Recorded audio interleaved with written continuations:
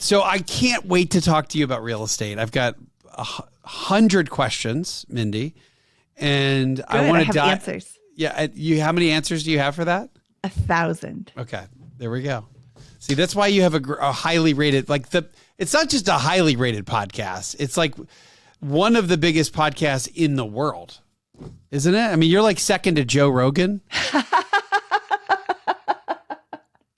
Joe calls me for advice all the time. We're besties. Mindy, who should I have on the show? But seriously, Bigger Pockets, the money podcast for Bigger Pockets, it's enormous, and it's one of the best podcasts there is. You were early. When was your first year in podcasting? My first year with the money podcast was 2018. Okay. So you're 2018, and how did they bring you, how did they grab you into the fold? I said I want to do a podcast. I was the community manager for biggerpockets.com, and I was in the forums all day, every day. And I kept seeing this question pop up. How do I get started investing in real estate with no money and bad credit? And my first thought was, you don't get investing in real estate with no money and bad credit. What a terrible way to start investing. Let's fix your no money and bad credit situation first. So that inspired the money podcast. Let's get your money in order. Let's get your financial house in order so you can start investing in real estate from a position of financial strength. You're providing housing for somebody. You need to be able to fix things when they break. And it's gonna break. Spoiler alert, real estate, as soon as you close on the house, something breaks. And I like to say the cost of that repair is inversely proportionate to how much money you have in the bank. You have a big emergency fund, you're going to need like a new light switch. You have no emergency fund, you have no reserve fund at all, you're going to need a new roof, a new furnace, a new air conditioner. You're going to need a lot. So you need to be investing from a position of financial strength so you can provide housing to people that are paying you money to provide them with a roof over their head. You're 100% right. My first big home purchase really stretched me on my down payment. And I remember having very little money after the closing. And within the first couple weeks, my first like nice fancy refrigerator, gone, right? So done. How much was it? It was like at the time, like $5,000 for a fridge. This is a long time ago. And then the air conditioning went out, and all in the first month. Yeah. You're right. Inversely proportional to what I had left in my account. So let us talk about real estate. And then I'd like to talk about the real estate market, because there's so much change that has happened in the last year with rates, mortgage rates, what it costs to buy, which impacts everything. And maybe you agree with that. I don't know. Maybe you don't.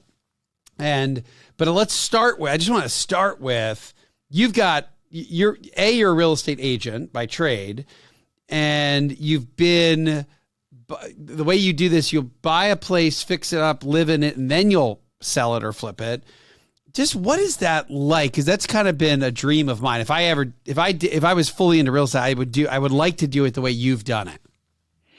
It is a lot of fun, but sometimes my kids can be embarrassed because we live in a dump and they don't want to bring their friends home to this crappy house. Mom, why do we have such a terrible house? We used to have a nice house and then we moved. So that part makes me sad because they don't realize that I'm making a lot of money from this. But, they don't see that money because I'm doing the work. It's my money. I'm making the money. By the way, how old are your kids now at this point? They are 15 and 12. Okay. Yeah, that's the perfect time to be like, Mom. Like, yes. And it's really, nobody in America, here's the other thing. I mean, nobody moves, nobody ever wants to move to a lesser house. I do. Except for Mindy. Yeah, I always move to a lesser house and then I make it gorgeous and then I sell it after 2 years. The 2 years is very important because why do I do this? Why do I go from a beautiful house to a garbage house? Because I make a lot of money and I pay zero taxes on that money. It is called the Section 121 exclusion. And the IRS said, hey, Mindy, thanks so much for making this house better.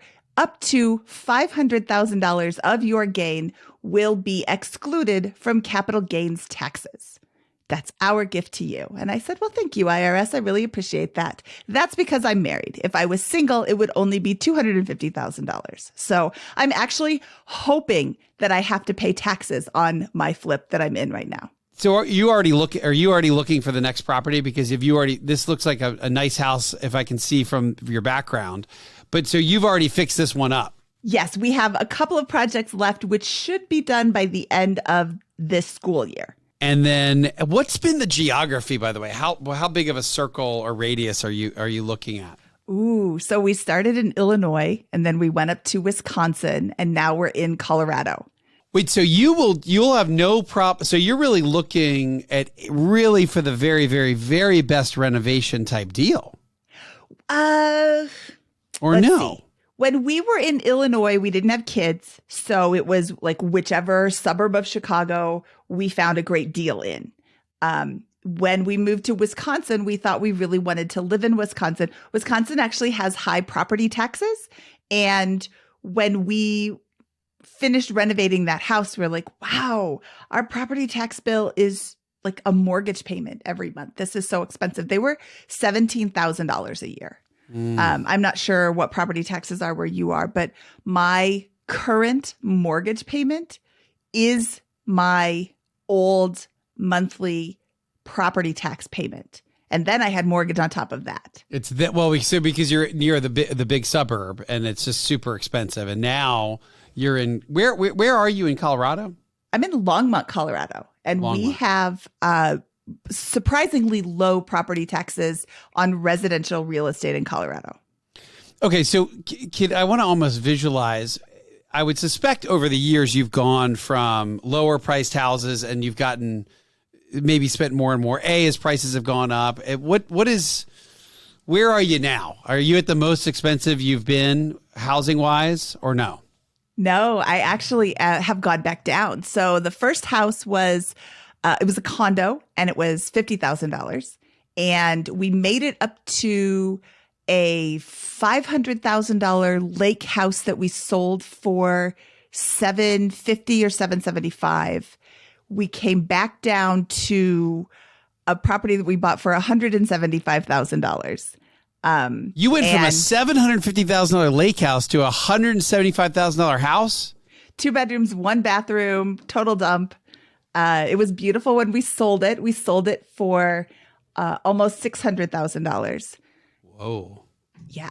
We added a second story and we improved it greatly, but also we bought in 2013 and then had all of that price appreciation, all of the market appreciation. We sold it in, what year is it? 2022. So we sold it in January of 21. Okay. And then now you're in this new place. Now I'm in this new place. I purchased this for $365,000. We've put about $100,000 into it. And this exact same model, about 6 houses down, sold in the spring, that crazy spring selling season, for $850,000. So this may be putting your 121 capital gain exemption to the test. I might have to pay taxes, and I happily will because I'm still exempt the $500,000. Sure. But then if I make more than $500,000, I'll have to pay taxes on that. You know what? That's okay. I'm willing to pay my fair share of taxes, and I'm willing to not pay the exempted amount. Yeah, and then above that, it's long-term capital gain, so it's a pretty low rate anyway. Exactly. What about, how do you find these houses? So are you and have you already started looking for your next one or not yet? Like where are you going next? Are the kids in school? Do you kind of have to stay near Longmont? Boy, there's so many special circumstances surrounding my particular situation. So I'm going to say, if you are considering doing this and you do have kids, you should look within the same school district if that's something that's important to you. If you don't have kids, if that's not important to you, if your kids are graduating and then it doesn't matter, then, it doesn't matter. But in Colorado, we are a school of choice state or a school of choice. We're definitely a school of choice city. So I don't have to be in any particular district in order to send my kids to that district. As long as there is space for them, they can go. And then every year they're just automatically in. So they're both so in a once they're school. in, as long as there's room, they can stay. Correct. So you can be on the other side of the city and go to a school that is 20 miles away. Normally, you wouldn't be in the district. And all of Colorado is like that. I didn't know that. That's cool. I believe all of Colorado is like that. The Front Range definitely is. Yeah. On the eastern side of the Rocky Mountains. So you've got that flexibility. That's interesting. Yeah. So I have a lot of flexibility. I actually have found my next property, and we purchased it in June because it happened to be an off-market deal. So I am a real estate agent. I sold a house to friends in my neighborhood, and then they started talking to the person who was living next door to them. She was a 94-year-old woman who was getting ready to move into assisted living, and she just had a house full of things, and her children were spread out across the country and couldn't come help her kind of sort through all of her things and what stays and what goes. So we made her an offer. We will take whatever you want to leave. You don't have to go through it. You don't have to donate to the Goodwill or anything. You can just leave whatever you want in the house. You can take whatever you want. And on the day of closing, we will just assume that all of this is ours to do with as we please. And that made her like that solved a problem for her. That took a big burden off of her shoulders. So we came to an agreement on price. We closed on the house, and we started renovations a couple of weeks ago. Unfortunately, it doesn't work for our family currently. So it's kind of a weird house. It's just all one big room with bedrooms right off of it, instead of like down a hall or upstairs. So there's a lot of sound that kind of travels in weird ways. It would be great for just my husband and I to live in, or my husband and I and one child, but 2 children and us, and it would just be a big loud mess. So we have decided to turn it into a medium-term rental until we are ready to move into it. It's a ranch, so as we age, we'll be able to live there and not have to worry about stairs. The current house that we're in is a split level, so there's just stairs all over the place. Well, so the other thing here is that I know that you've done a lot of these move, upgrade, renovate, sell, move, upgrade, renovate, sell, which is the live-in flip. But you still have a bunch of properties though, right? That you're renting. Don't you've got what, co-working space? Don't you have like a caboose, the mobile home park? I mean, don't you have a couple other things still where you're getting rental income? I did have a mobile home park. We actually ended up selling that. The years run together with COVID. Yeah. Either in January of this year or January of last year, we divested ourselves of that. Right now, we have these 2 properties, and we have several syndications, but we don't have a lot of properties that we are renting out currently. But now, being an agent, though, how much of your focus is I'm an agent and I have a bunch of clients, or is it that's just part of it and you're always looking for the next property, or is it a lot of time being an agent? Being an agent is a lot of work. Yeah. So I am, and in the spring, it was a lot more work. Everybody wanted to get into properties before the interest rates went up. They wanted to get in because everybody else was doing it. Yeah. My phone was like ringing off the hook. I don't like bidding wars personally. I want to buy a property that nobody else wants. So that makes my offer a lot more attractive when your property has been sitting there for a long time and nobody wants it. And all of a sudden, here I come. Here, I will give you money for this house that nobody wants to give you money for. That in itself is attractive. You don't really fall in love with these houses. It sounds like you're much more, I would say, quantitative about this. You're not saying, "Oh, I love this place." This is more formulaic for you. When it comes to purchasing, I mean, as soon as I walk into a house, I love it. Every single house I love. Because I just love real estate. But yeah, I don't want to buy a house unless it makes financial sense for me. I'm going to be making money off of this house. I've heard a lot of people in the personal finance world say your primary residence is not an investment. And maybe yours isn't, but mine sure is. If I have to live, I need a place to live. And, that's great, but I'm absolutely going to make money off of it too. It really is. Here's the other thing that I think that you communicate so well, better than anyone I've ever talked to about. We think about real estate. We think, oh, well, we can do this formula and we'll do a cap rate, my rental divided by my price, and this is a pretty good deal. Or we say, I'm going to buy it for this. I'm going to put this much into it. But there is what you communicate so well is to do real estate right. And I almost think, and it's going to be a rhetorical question about rates, because knowing how you do real estate, it almost doesn't really matter, because there's so much sacrifice when it comes to real estate. You have to be willing to go from this place all the way down to this place. You got to be willing to sacrifice and do all that work to get it up to speed, renovate it, live through it. And the story about you buying that other property, you had to be willing to take on a kind of this, look, you didn't want a house full of furniture. How do you get rid of it? You keep taking on these things that maybe nobody else wants to do. And it's work is really what the theme here is. You do work in real estate. Yes, it is work, but it's not super hard work. I don't have to move all the furniture. I can hire somebody to do that. Yeah. Or I can have hey, let's everybody help Mindy move all of the furniture out of her new house. And by the way, do you see something you like? Go ahead and take it, because I don't want it. Now, do you have so you're always seeing the market because you're in real estate. I guess I would just say now, for most people, if you're a first time home buyer and you're just looking for a home to buy forever, right? The numbers are pretty dramatically different, right? If you did a mortgage calculation in January and you've taken until now to buy, it's not a little difference. It's a whopping payment difference for most Americans that are saying, hey, I'm just going to finance this thing. It's like a 60% increase for a lot of people. Yes. How are you, what do you think that does to the general market? And what do you think is going to happen just to real estate in general? So my day job is at biggerpockets.com, and we have a data analyst who is absolutely brilliant. And he has done a lot of research into market trends and market information in general. And he has shared with me that he believes the inventory is 4 million housing units short right now.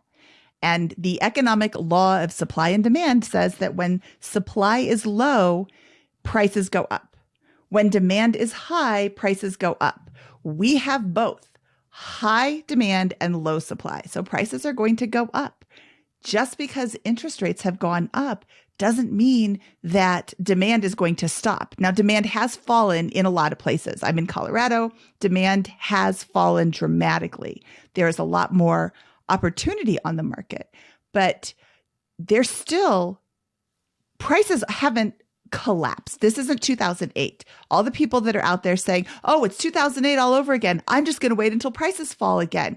Prices aren't going to collapse like they did in 2008. That was a different circumstance. That was a different supply demand dynamic, right? It was, we were overbuilding for a little while there. Way overbuilding, extending credit to people who had no business having credit. But then that's, you know what, you just hit the nail on the head. We were overbuilding. In 2008, we stopped building. 2008, 2009, 2010, 2011, 2012, 2013. When did they start building in your area? 2014, maybe 2015. I mean, what is that? Like 8 years of not building? Yeah. Yeah. And that again has come back to dramatically impact the housing market, right? We underbuilt for forever. We're still maybe not even building as much as we need to build, because now the sentiment of builders, they're getting nervous about higher rates. So they're backing off. Exactly. If you look at all of these building, like the subdivisions, they are offering to buy down your rate. They're offering, people who are signing contracts are being locked in. It says no matter what the rate is, you can't cancel this contract due to the rate, or you can and you lose your earnest money. I mean, there's always that option. But builders are pulling back on building. And yet we're still 4 million housing units short. So in the spring, just like last spring, people were signing contracts with builders, and builders were saying, oh, okay, now supplies have gone up. Your contract is now invalid. It's going to cost me $30,000 more to build this house. If you'll pay me $30,000 more, I'll rewrite up the contract and you can still get in. Otherwise, I've got a line of people who are waiting to pay $30,000 more for this house. So what do you do? Such an incredible market. But so really what we could see here then, I guess, Mindy, is you could see the demand, let's say, for housing slow, less people buying, less transactions. But at the same time, housing prices may stay relatively stable. Maybe they fall a little bit, but even though we might have less transactions and less people moving, it doesn't mean you're going to have to see huge price cuts when it comes to homes that are actually getting transacted. I was speaking to another agent, and she said, the way she phrased this was so interesting. She said, if you drew a line from January of 2021 to now, it would be, up and to the right. But then you have this huge hump in the spring of 2022 that kind of gets cut off by this. We're still seeing this same price trajectory. We're just not seeing this giant hump from the spring sales. So I think that that's pretty accurate, especially where I'm at right now. I'm not seeing prices falling back to January 2021 pricing. When we're looking at, so we talked about this, it takes some effort. Maybe work is maybe the wrong word. But you've got to take some effort. It takes a lot of energy to do what you've done. What are the sneaky expenses, like the refrigerators that my story, the AC, but what are the sneaky expenses that a lot of people just kind of, they don't think about, they forget about? Remember my story about my property tax bill being equal to my mortgage payment? Yeah. Property taxes, I think, are the number one thing that people don't consider when they're looking at houses. Oh, the house costs $300,000. I will buy it. They don't realize that property taxes may be going up. They're probably going up. They're most likely going to go up as soon as you buy the house. And the property taxes that are being quoted in the MLS are last year's taxes based on the valuation from whenever it was sold and, the mill levy and yada, yada, all sorts of weird real estate terms. But when it gets sold, that's the new value. So those go up. You could have purchased from a senior citizen who has senior citizen discounts or somebody who has homestead exemptions. There could be all sorts of funky tax things going on. And then you buy this house, especially as an investor, all of a sudden you're like, why are my taxes twice as much as I thought they were? Another thing is buying a brand new house. When that builder buys that land, it is considered unimproved. And until that house sells, that land is taxed as unimproved property, which is like $4 a year. The tax rate is ultra low rate. Yeah. It's ridiculously low. So you go into your purchase with this $4 a year tax bill, and then it's instantly jacked up. Your mortgage is absolutely going to go up year two. Your mortgage company is going to call you and say, there's an escrow shortage because your property taxes are actually $2,000 a year or $8,000 a year or whatever it is. If you've got some weird taxing district, they could be even higher. So that's something that you need to ask your real estate agent about. What are my taxes going to go up to?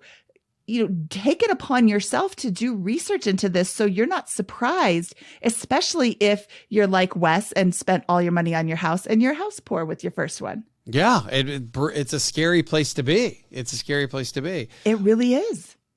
So I know you do love I know it sounds like you've loved this process, and you've done what? How many of these? Has it been a dozen yet? How many houses? We just bought the 11th. Okay, so you're almost at a dozen. Almost a dozen. All these years. So I know it sounds like it's mostly fun, but has there been some things that are rough? Like has there been something that is not good? I mean, it hasn't been all sunshine and rainbows, has it? You're going to give me heart palpitations remembering this house. Oh, good. Okay. So I want to hear heart palpitations. I bought a house in Wisconsin that had a brand new roof. And then we ripped off that roof and added a second story. And we did this on a Friday. And the builders diligently put a tarp over the roof. And then they went home. And this was in like 2007 This was 2007 because my baby had just been born. She was 4 months old. And Saturday, the rains came. And it didn't just rain. It was a 500 or 1,000-year flood. And of course, the winds came up first and shredded the tarps. And then it started pouring inside. There was no roof. It was just plywood. And it started raining inside my house.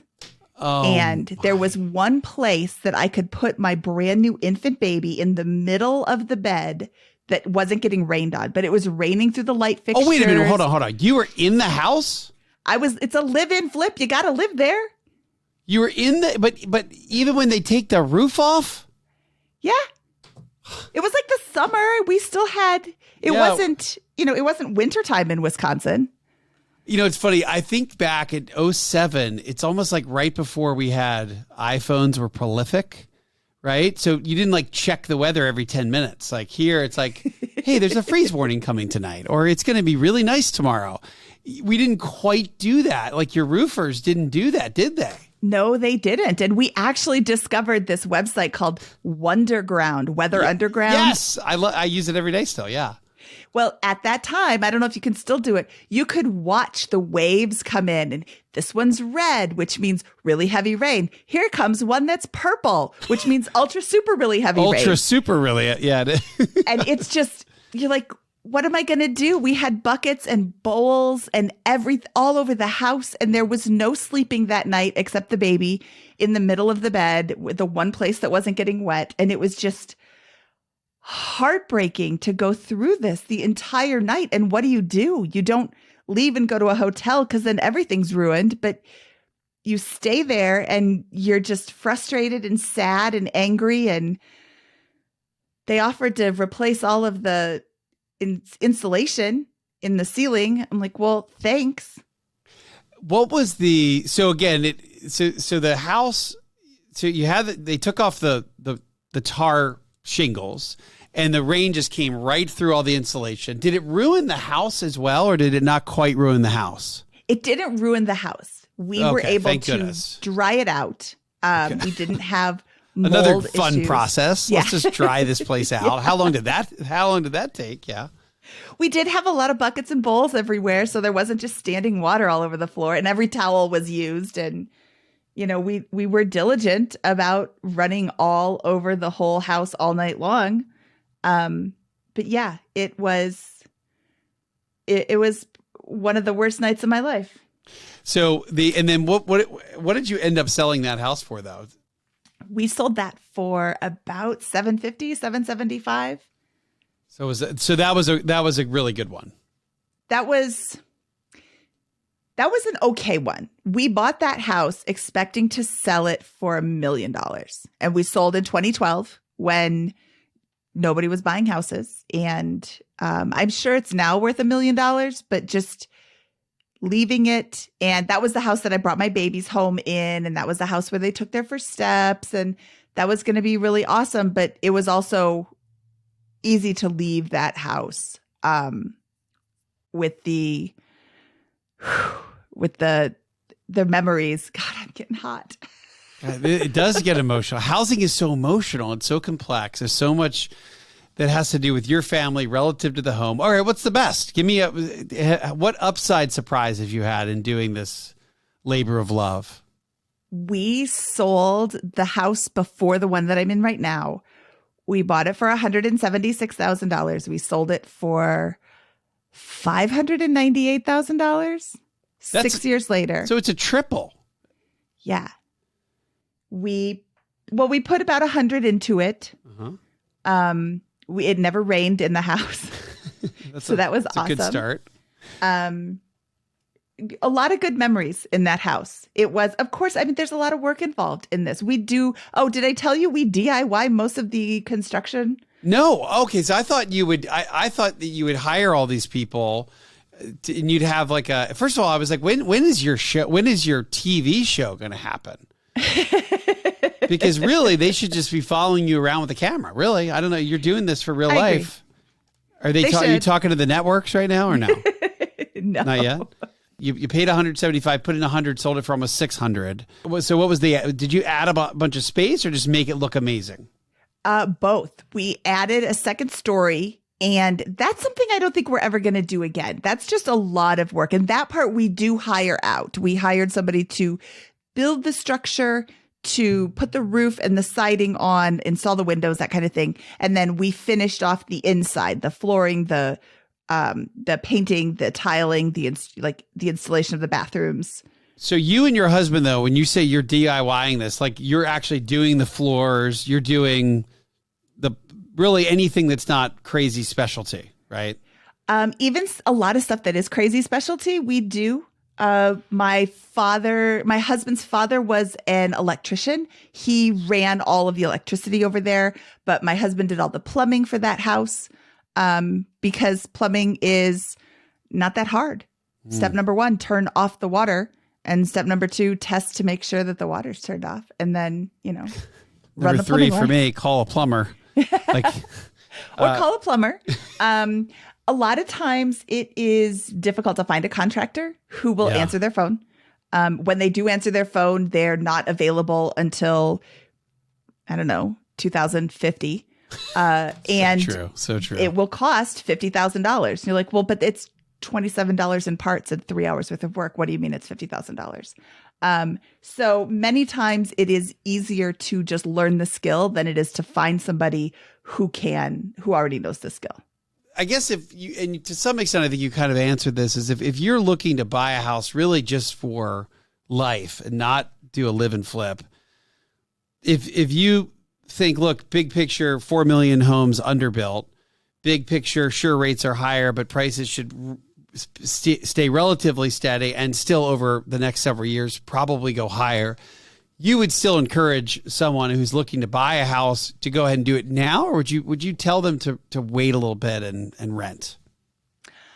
I would say if you are looking to buy a house, now is a great time to start looking. Contact a lender, talk to them about your options for lending. And a lot of lenders aren't going to know what it is that you want to know. So ask a ton of questions. Here's a word called recast. Ask if your loan can be recast. And what that means is they take your essentially the amount that you owe, and they just apply a different interest rate to it, typically lower. You're not going to ask for a recast for a higher rate.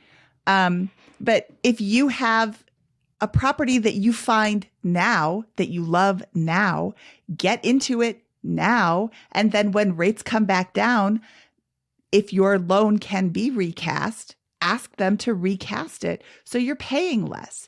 You're getting in right now when nobody's looking at properties. And then you have the option for the lower payment later. Ask about refinancing. Is there a rate and terms refinance that your loan is eligible for? I don't think that's available on conventional loans, but I'm not a lender, so definitely talk to your lender and just let them know that you're concerned about rates. You're not the first person that's going to be asking them this. You're not going to be the last person that's asking them this. They probably have a lot of options available, at least a lot of suggestions. Also, right now, and this has been the case for several months, the jumbo loan and the conforming loan interest rates are inverted. Usually a jumbo loan is a higher interest rate than a conforming. And this changes depending on what county you're in. I'm in Boulder County, which is typically a more expensive county. Our jumbo loan starts at like $647,000. So that means any loan that you're taking out that's more than $647,000 is eligible for the jumbo loan rate. And I have a client getting one right now. It's something like 1.7% lower interest rate than a conforming loan. That's kind of fascinating. That's fascinating. It's fascinating. I don't know why that is. I'm sure your lender can explain if you really want to know about it. I don't really care why it's lower. I just am telling all of my clients who could possibly qualify, talk to your lender and ask them if jumbo rates are inverted and if your loan can qualify. He's going to end up putting 10% down instead of 20% down so that he can qualify for the jumbo loan. Very interesting. Very, very interesting. And that it makes sense from a consumer standpoint to do that. What about when you're if you go back over all the years and think about the improvements that you've done to homes and the changes and the updates, what do you think moves the meter the most, Mindy? The kitchen. I actually really like this question because it's such an easy one to answer. The kitchen sells the home. Yeah, it does. And of course, like updated in every way is best, but that doesn't mean that you have to do absolutely everything. If you've got a house that you want to sell and you're looking at it, you're like, wow, these old oak cabinets have been here for 20 years with those same brass handles and that ugly laminate countertop and those same old 30-year-old light fixtures. You can switch out a lot of things for a lot less than just a complete kitchen redo. Get a new countertop. I mean, even a new laminate countertop that's in a granite pattern looks better than the old 1987 laminate countertops of our childhood. New handles can freshen up a look. Paint your cabinets. You could paint. I've seen a lot of oak cabinets that are painted that cost a lot less than completely redoing all of the cabinets. It still looks way better to take these older oak. I mean, oak has fallen out of favor. It used to be like the most popular wood, and now it's not. So paint them white, paint them gray, paint them green, paint them whatever color looks great in the home. But having a fresh looking kitchen is going to sell your house more so than old and outdated will. I think about looking back when I was looking at houses, you go through and you say, the thought around, that kitchen's updated. That's amazing. And then you look at the bathroom and it's like from the 1970s. You're like, I can deal with that. But I can't deal with a terrible kitchen. If you're, unless you're Mindy and you're willing to renovate, and that's what you're going to be doing.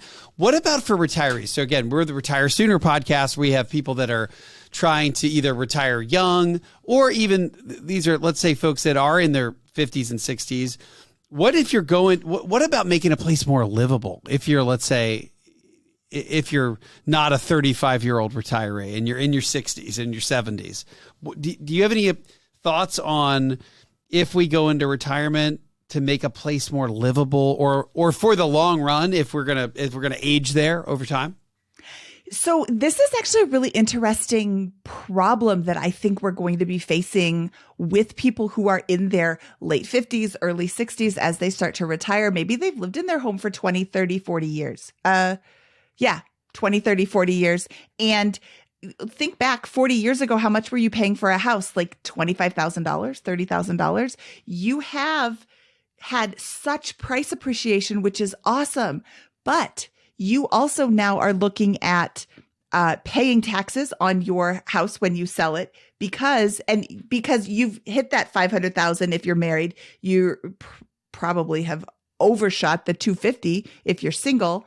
And the $500,000, perhaps you're a widow or a widower, the $500,000 carries over for 2 years after your spouse passes. And then so you lose that exemption if your spouse passes away after 2 years. Yeah. You lose that exemption. And then you've got even more taxes that you're owing, which is, again, I mean, that's a great problem to have, but you're not going to be able to go buy another house for $40,000. You sell your house. Let's say you sell your house for $500,000. You're buying a smaller house for what, $450,000? I mean, you're still going to be spending almost the same amount. It could not make sense to buy another house. It could make more sense to just stay put. Okay. But, and this is happening to a woman in my neighborhood. She is, she's probably in her 90s. She's one of the original owners in this neighborhood, and she is not in great shape. She lives in a house just like mine, a split level, and there's no bedroom, there's no bathroom on the main level. The bedrooms and bathrooms are upstairs, or there's a bathroom downstairs. And if you're not doing well with stairs, having to go down the stairs to go to the bathroom all the time is going to be difficult. So, look at places you can add a place to sleep and a bathroom. Yeah. So try to find a master on the main level. Mm-hmm. What about an elevator? It seems like super expensive. Is that crazy? In this particular layout, I'm trying to think, where would you even put an elevator? I don't think it would work. Yeah. But I mean, I'm trying to think. The laundry is in the basement. We moved ours up to the very top level because that's where all the bedrooms are. So where is your laundry? And then if you are considering retiring and you are looking at houses, look for a house that has all one level living, or is easily changed to all one level living. So laundry, kitchen, bathroom, bedroom, you can have other things on other levels, but you need those things on the main level. Where is the garage coming in? Do you have to walk upstairs or downstairs to get into the garage? That might not be the best layout for you to retire in. Yeah, think about it. The renovation over the next decade, it will be more and more and more of that. It really will be. There's just demographically, America will need that. And it's a lot easier to spend $30,000 to get a bedroom and bathroom installed on a main living level than it is to move out, pay the capital gains taxes, buy a smaller house for the same amount of money. Yeah, I mean, there's going to be a lot of that. If you can find a contractor, or you're doing DIY, which hopefully you're doing this while you're still young enough to DIY. Well, what if you've been in this place forever, you're tight on cash, your income level is not what it needs to be. What is your take on reverse mortgages? Oh, well, are you sponsored by a reverse mortgage company? No. Good. No. My opinion of reverse mortgages is that they're a huge scam benefiting no one, and the person who invented them should be drawn and quartered, and the salespeople who are convincing elderly homeowners to take them out should be shot. Ooh, okay, let's hear it. So you see these commercials with who is it? It's like Magnum PI's doing the commercials. He's 65 now. Really? Oh, come on, Magnum. What do you expect? I mean, but tell me why we don't want to do one of these reverse mortgages. I've never advocated for it at all, and I know they're super expensive, and I don't know a whole lot of folks that have done that. But tell me your experience and why they're so terrible. So I don't personally have any experience with them. This is just, I had somebody come in and give a presentation about reverse mortgages, and he keeps talking about them. I'm like, this sounds horrible. This sounds terrible. Oh, you can get money from your house. I'm like, well, what happens when you pass? Oh, well, you could just pay it off or sell the house. Okay. I don't have money to pay off the house, or I wouldn't need to take out this reverse mortgage in the first place.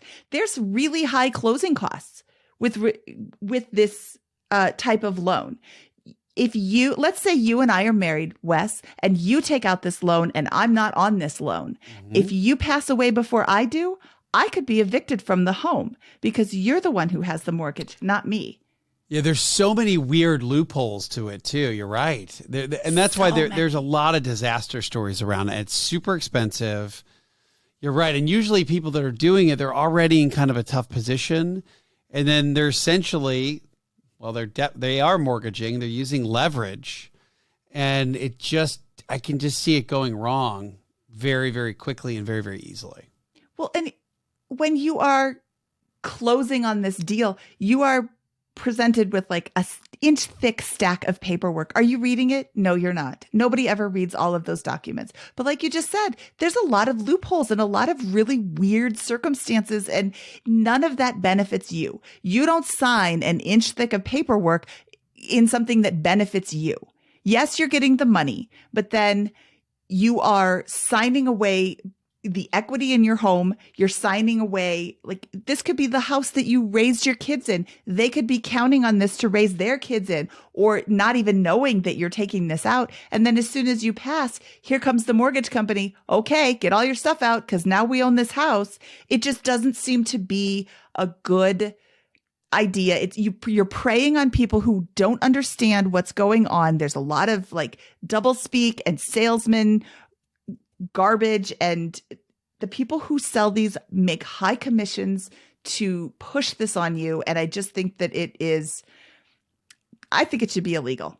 You know, it's funny. You don't see the people, these nice old people with silver hair getting evicted from their homes in the commercials, do you? They don't put that in the commercial. All right, here's a fun topic. And this is one where I've just never had a great answer for this. But I have an answer, but I don't think it's the greatest answer. And after COVID, it's gotten even harder because here we are in every state's got their vacation places. In Georgia, it's the mountains. We don't have a whole lot of coastline. We actually have a little bit of coastline, but those houses are ultra expensive. We have a couple amazing lakes, not big, so not a whole lot to choose from. So super expensive. The question I will frequently get is about the second home. Hey, we're thinking about a second home. We're thinking about a vacation property, and it's fun to think about, but it's maybe hard to execute. Number one, and number two, do you think was there a ton of vacation home buying during COVID? I think that there was, because so many people had money and no place to spend it. They kept saving their money. They weren't going out to, I don't know how much people were spending beforehand, but all of these people all of a sudden were sitting on piles of cash. And there was a lot of purchasing being done during COVID, even in non-vacation rental areas. I live in the Front Range of Colorado. Our mountains are our vacation destination. And yes, those prices went up, but all along the Front Range, they went up as well. People just wanted to buy a different house, a better house. They needed more space. They were moving from a condo to an actual house. They were moving from apartments to condos because they needed a place to call their own. They needed more space because everybody was working from home. And just, if we're all working from home anyway, why don't we go someplace that we enjoy? Why don't we get out of the big city? I know a lot of people in New York City fled the city for a long time. Rents actually went down in New York City during COVID because so many people left. It was like the epicenter of COVID for a while. So people went, instead of spending so much money on this 300 square foot apartment, they could spend half as much and get 7 times as much space if they went to Atlanta or, other places. So I do think that there was a lot of buying going on during COVID, and it's still, even this past spring, it was still going on. Yeah. I wonder if there's going to be an opportunity in the second home market.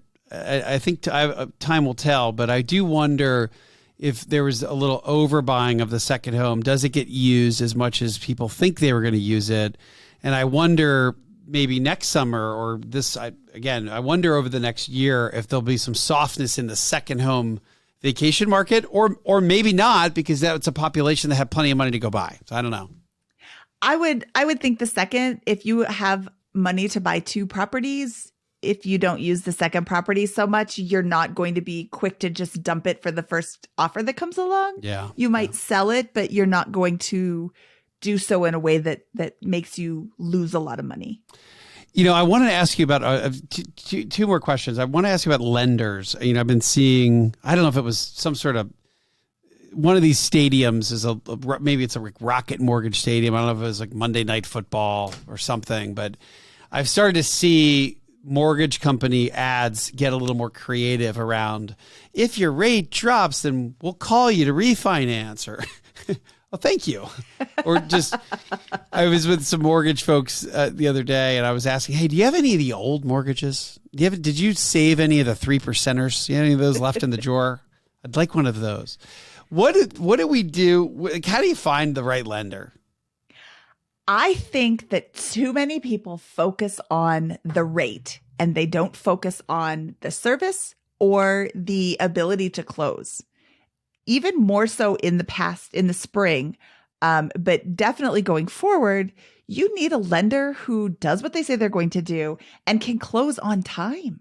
And the first person you want to ask about a lender is your real estate agent. I'm out there closing deals. At one point, I was closing 1 or 2 a month, and I had 2 people that I would send you to. Talk to this person, talk to that person. I think you should talk to both. I think you should run their numbers. I have had great experiences with both of them. I don't love the online lenders. The experiences that I have had is that the salesperson or the mortgage broker or the service person that you are working with is frequently not there at the end of your deal. There's a lot of turnover, and then you have to explain the situation again to somebody else. You have to go through all of this again. It can be difficult to get a deal to close. Now, I have heard from people who have had great experiences. I'm glad that they have. I prefer a more local lender. And I have a guy, he's at a credit union locally. He can close. I was talking to him this morning. He can close my guy that I'm writing an offer for today. He can close in 10 days. Like, wow, that's awesome. He's already pre-underwritten. My client is like super qualified, which is awesome. Yeah. He got him all the information that he needed. But yeah, absolutely. Ask your real estate agent, ask your friends too. Who did you use when you bought your house? Oh, I used Bob over at Bob's Mortgages. He was awesome. Yeah. Great. Call him up. Yeah. But then when you are ready to sit down and get quotes for a loan, call everybody on the same day. Mortgage rates are changing, like even intraday changing. So if I call you today and I call somebody else next week and I call somebody at the end of the month, I'm not going to get the same quote. Oh, Bob's the best. Well, maybe Bob's not the best. He's just had the best price on the day that you called. So I think it's really important to call all of the people that you're going to call on one day, get their rates, get their quotes, compare them all in a spreadsheet so you can compare apples to apples, and then choose based on the rate, the closing costs, how you like that person, and who recommended them. Yeah, how good they are to work with is a big deal because it gets complicated. And I guess the other thought here would be when you say local, you're talking about someone in your city at a credit union, at a bank that you could actually walk into, or a mortgage company, versus when you say like an online lender. What is that, like a Rocket Mortgage? Is that an online lender?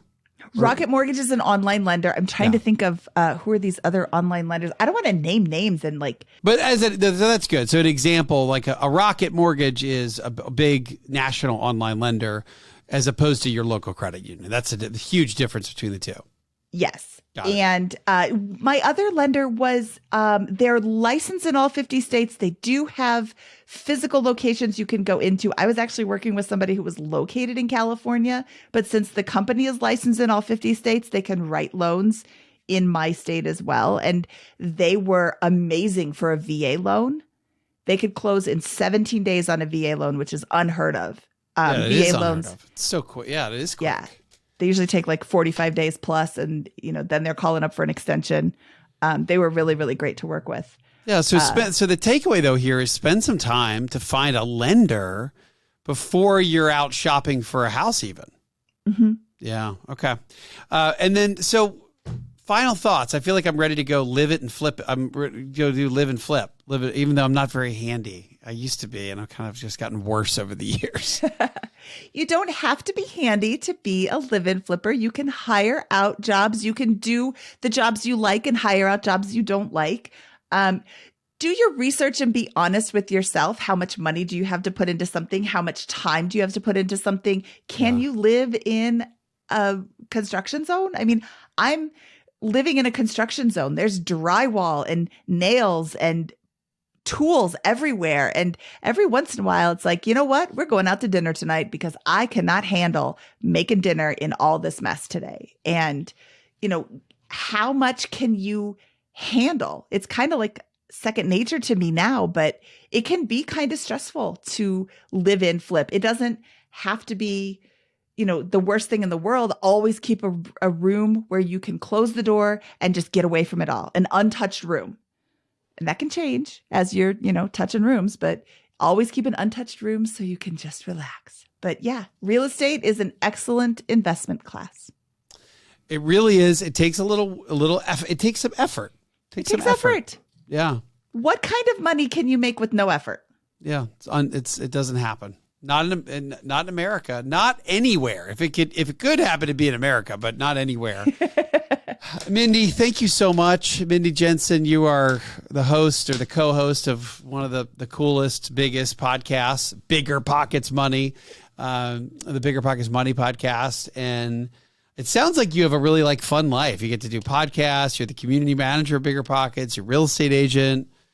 You're renovating places all the time. It sounds fun. That sounds awesome to me.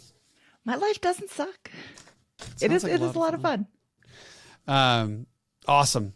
All right, Mindy, thank you so much for being here. Wes, thank you for having me. This was one of my most favorite episodes ever. Oh, you probably say that to all the hosts. I don't. Okay. I all don't. the podcast hosts.